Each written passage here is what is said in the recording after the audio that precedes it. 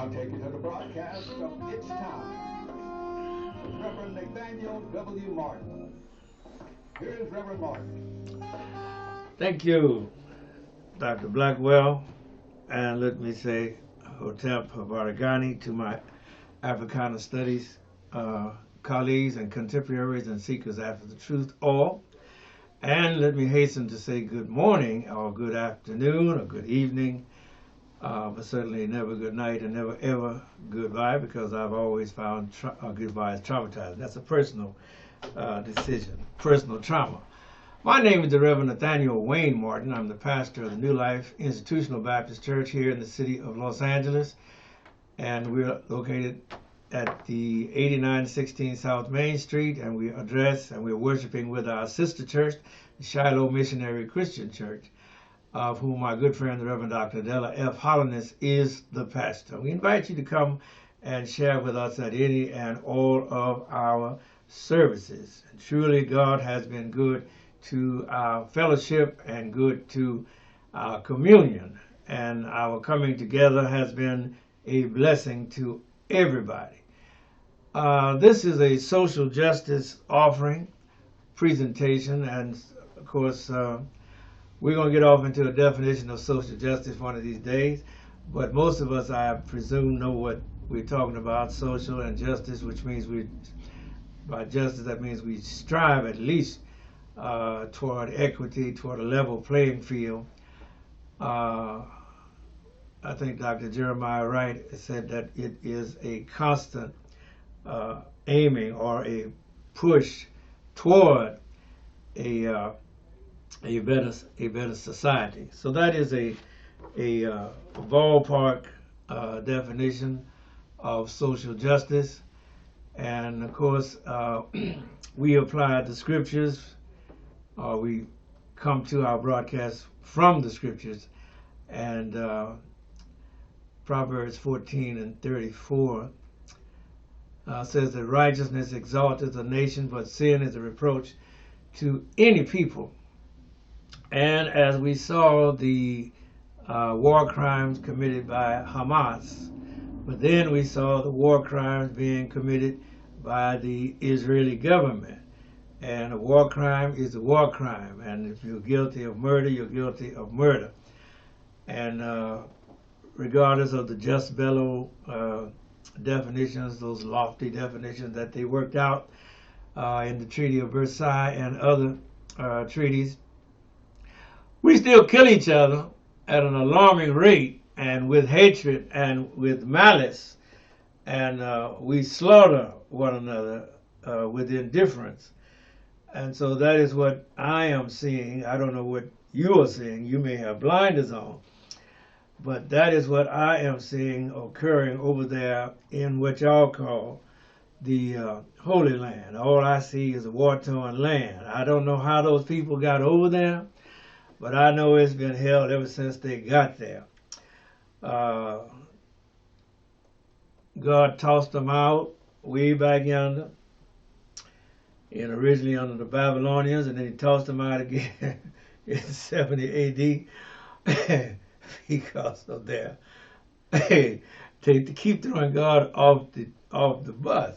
And you can call God anti-Semite if you want to, but God has sovereignty. He has what we don't have.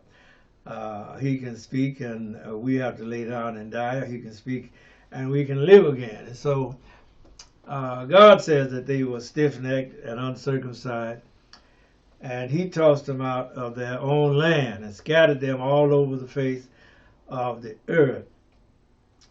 And we see them trying to making their homes all over the globe.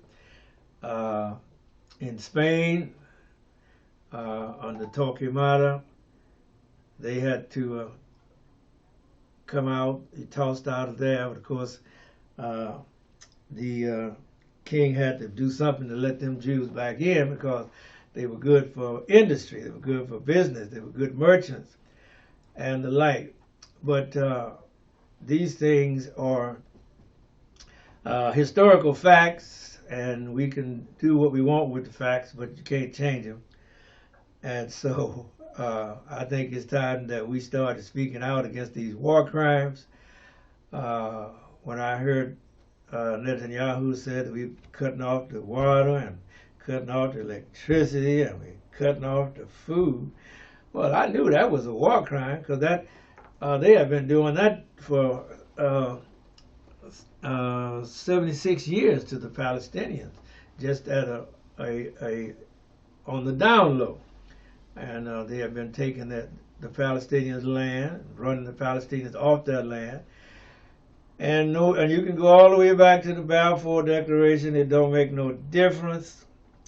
This is a very present evil that is occurring on both sides. And for us to arm the war criminals and not tell the war criminals that you're committing war crimes and you're going to have to be brought up before the criminal court for war crimes, I think is dereliction of duty on the part of all of our diplomats and our president.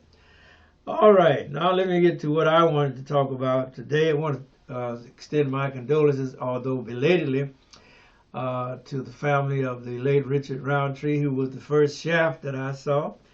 And I went to see Chef right here in Los Angeles, down there on Broadway. I used to have big theaters down there then. And that's where I went to see Chef and Richard Roundtree and listen to Isaac Hayes' orchestration for that movie. And it was a great movie. Great movie. So he has, Richard Roundtree has transitioned. Isaac Hayes has been dead for quite a number of years now. But those were some great gentlemen that wrote some great music, and Richard Roundtree starred in some great movies. And he was a model for Ebony magazine before he started all of that acting. And so he always carried himself royally. And so our condolences go to those families as well. I'm going to talk basically about health care. I'm sure you saw the hospitals being bombed in Gaza, and you saw the refugee camps being bombed, and you know there is no electricity to do surgery or to operate incubators for the babies and all that stuff. So we know how widespread this war crime is. And you can't say, well, we're trying to get rid of Hamas. Well, what does Hamas look like? I remember that it was Benjamin Netanyahu who supported and financed Hamas way back in 2006 as a counterbalance to the Palestinian Liberation Organization, or the Palestine Authority, because he was at odds eternally with Yasser Arafat. So Benjamin Netanyahu's hands is just as bloody now as it was then. And there are no, it's like what Dr. Clark said, sometimes there are no good guys. Well, there are no good guys out there. And I think it's time we started dealing with the facts and not just dealing with our emotion. Because I cannot say that these groups of Israelis, these Ashkenazi Jews, are the original children of Israel. I don't know. I know they were scattered all over the world, and they were somewhere here and somewhere in Europe and somewhere in Spain. And it was the group that was in Germany and Spain that began to come back to the land. And of course the Rothschild family were great purchasers of the land over there. And once you got a land transaction, quite naturally, that's my land. I own it, and that has been the case. But now let me address my thought today on health care. And health care sooner or later must become a right here in the United States as it is in other places. I was looking at this book here. I don't know whether you can see it. No. Let me see. Yeah. I don't know if we can see that book, but it says American Holocaust. And what it deals with is the hidden history of American healthcare, and it is a Holocaust too, and why sickness bankrupts you and makes others insanely rich. Fell on the radio on another station nationally named Tom Hartman, and he has a broadcast every day, but he recently took time to talk about the American healthcare system. We have the worst healthcare system in the world. Everybody else has public health care, nationalized health care, but we don't have it.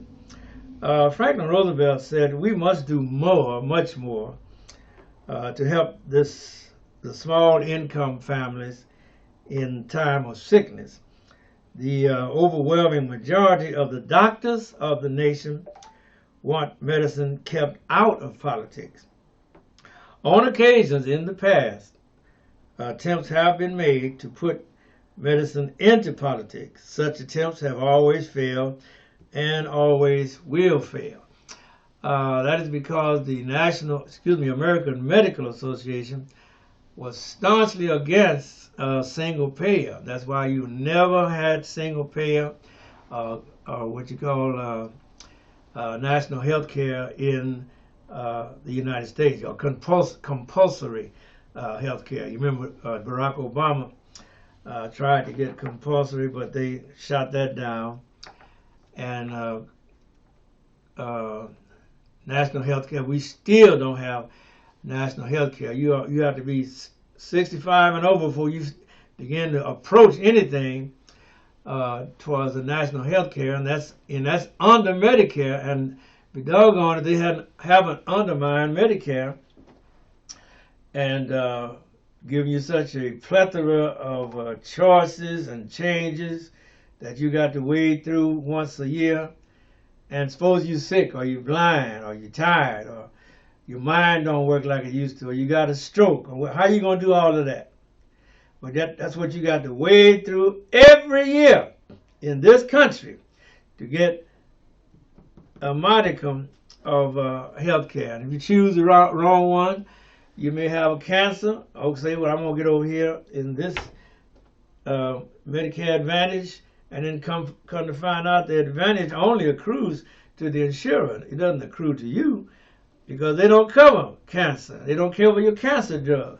Now you're out there and you try to get back and get in mainline Medicare, and it's too late. And they don't tell you that when you're signing up. And so it's a hodgepodge. It's a witch's brew. Could use the other language. It's a brouhaha, and it's confusion, and we need to stop it. We need to get universal health care for everybody from cradle to grave like they have in other countries. Now, going back to what I was saying. I'm going to start off with a quote by Randall Robinson, but then I'm going to get into the thick of it. Remember, this is only 30 minutes. Randall Robinson, let me start with here. One could look at the various criteria by which a person or organization discriminates, that is, religion, gender, or race, etc. Randall Robinson says, in his case, it was race. I was wounded. One doesn't want that to happen to anyone else. It certainly has a more lasting effect to the wounded than to the one who inflicts the wound. Remember, the axe forgets, but the tree remembers. It's an old African proverb. Amen. Medicine has been studied as far back as the 3rd dynasty in Egypt. In fact, the father of medicine was a genius named Imhotep. Yes, Imhotep, meaning he who comes in peace.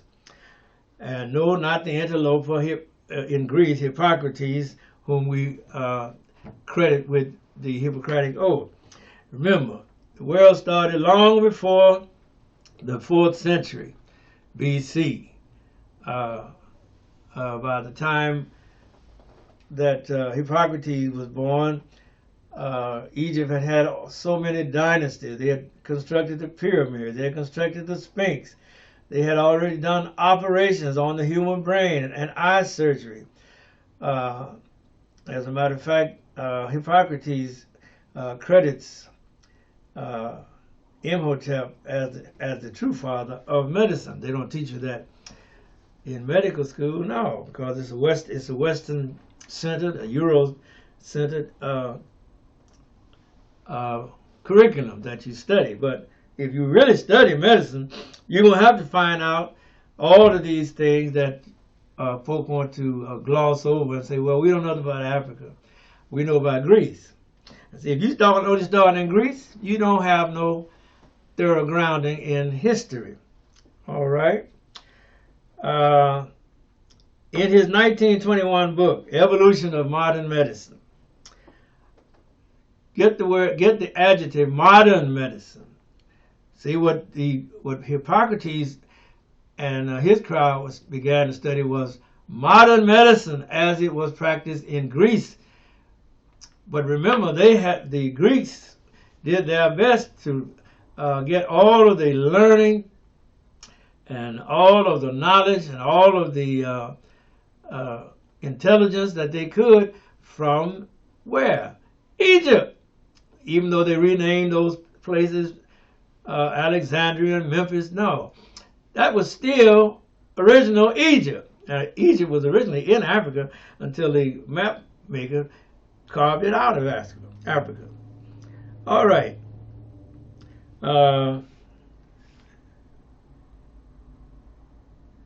Okay, he says, Sir William Osler refers to Imhotep as the first figure of a physician to stand out clearly from the mist of antiquity. Remember, we're talking about 5,345 to 5,307 BC, long before Hippocrates. Excuse me. Now, let's come to the hidden history of American healthcare. The Racial Extinction Thesis, which is Dr. Eugene R. Corson book. He was the author of The Future of the Colored Race in the United States from an ethnic and medical standpoint.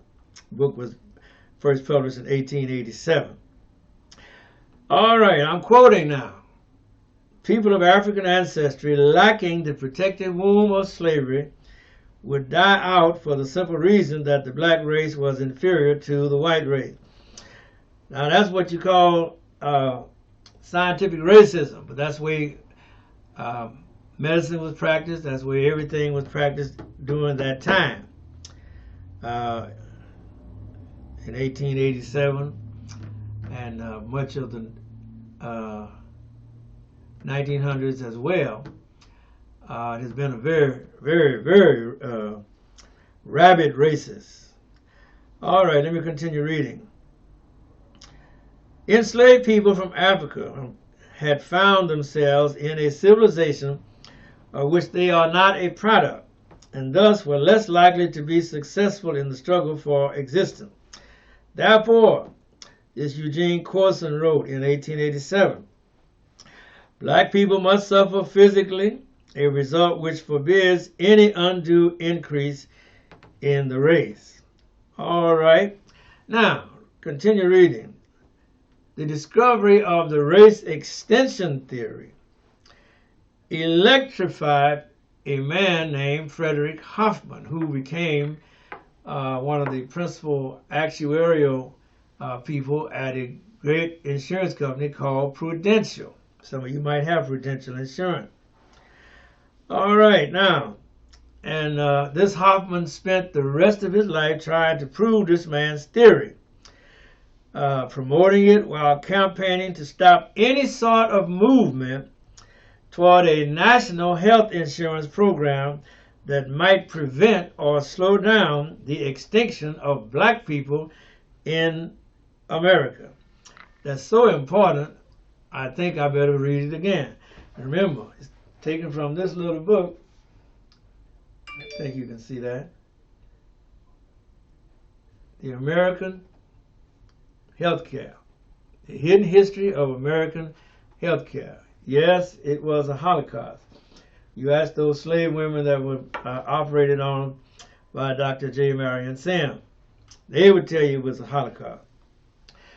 Let me read this again because it says the discovery of the racial extension theory electrified Frederick Hoffman, and he spent the rest of his life promoting it. So you got a man, a racist in the board of directors of the greatest insurance company in the world. I used to watch some program that was put on by Prudential. I really thought it was a great music and a great program. But now I come way down here and I found out what was the racial philosophy of the Prudential insurance company. All right. This Hoffman was campaigning to stop any sort of movement toward a national health insurance program that might prevent or slow down the extinction of black people in America. So you see here the racial animus, and you know this man was a scientific racist. And I forgot to put, well, I don't have to put that in there because you know the eugenics program was in full swing during that time. And it turned out eugenics was a pseudoscience. That means it wasn't genuine, it wasn't real, much like astrology. And that rabbit's foot that you got in your pocket. But people adhered to it. People followed it. Great people. I have a broadcast up, I think maybe 2-3 months ago. We found out that David Starr Jordan, who was the president of our great universities here, was a racist like that. And he believed that he was a eugenicist. And you have to watch these science folks and always look at what their theories are, what their theses are, and what the substance of their theses are, because you may think they're working for you and they're working against you.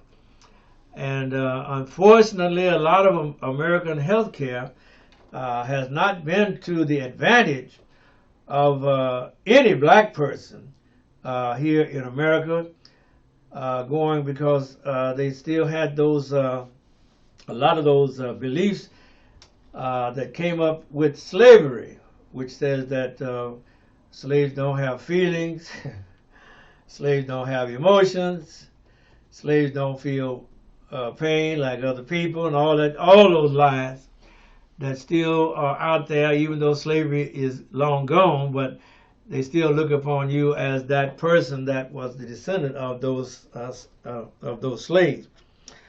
All right, so you can see how granular, how integral your health care is to your nation. And remember, there was a belief, even in slavery days, that slavery would die out because the slaves would die out. And believe you me, the Ku Klux Klan and other paramilitary groups have done their best to wipe us out. It is of the Lord's goodness that we are not consumed. Great is thy faithfulness, thy mercies are renewed every morning. Somebody give God a hand clap of praise. And so that is why we're still here. It's not because the folks loved us so much. We come to find out that one of the principal reasons for the resistance to a national health care program, whether it was under Franklin Delano Roosevelt, or whether it was under Harry Truman, or even before Franklin Roosevelt, his other uncle, Theodore Roosevelt. 5? All right. All of those people have fought for trying to get a universal health care, national health insurance plan that would cover everybody from cradle to grave, and with no success, because the United States, for the most part, is the piggy bank of the pharmacological people, big pharma, and there are restrictions on how much they can charge overseas or in Canada, but there are no restrictions over here. So that's why all the doctors and all the great people that run these scams, they all come here to America, because you can get rich in America, whereas Ben Carson would have had to take a lower fee for that brain operation that he did on the patients that were here. If he'd have been in Europe, he wouldn't have been able to charge that fee. So now he's a multi-millionaire because he was able to charge exorbitant. So most of us can't pay that kind of fee. So if we had to have brain surgery, we just had to go ahead on and die, because we couldn't afford it. And our insurance wouldn't cover it, because our insurance is not designed to help you like that. And so those are the things that you have to consider. You remember that when Bill Clinton became president, he tried to get a health care package through, and it didn't work. And finally, Barack Obama was able to get a semblance of one through, even though he ran into the same roadblocks that Frances Perkins ran into when she was trying to get national health insurance during the program to start Social Security. As a matter of fact, it was the American Medical Association that doomed national health care insurance during the Roosevelt, because Roosevelt was a progressive. His heart was in the right place, and he knew that people needed that Social Security check or that safety net, and so he was trying his best to get that through with the national health care insurance component with it. But no. Oh no, them Southerners kicked like a mule kicking at a gate, because they felt that if you get national health care, you're gonna help our Negroes. Ain't what they call you back then, but that's what I'm trying to be nice, because they wasn't paying you nothing much back then. And if you got health care and got Social Security and got workman's comp and all of that, oh man, they figured you wouldn't work no more, not knowing that you can't hardly live on that no ways, in no shape, form, or fashion.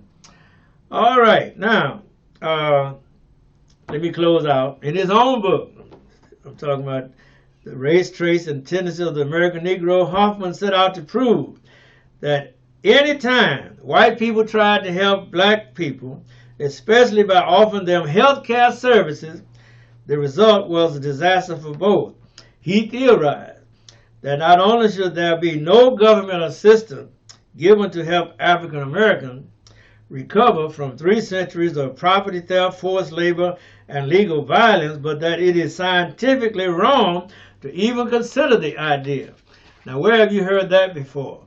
Why, we had a president, among many, who said that the government is not a solution. He said government is a problem. I'm talking about Ronald Reagan. When government when government steps in to help people, it invariably ends up hurting them instead. All right. So as I close out, we have a lot on our plate, a lot to think about, a lot to meditate on, a lot to pray about.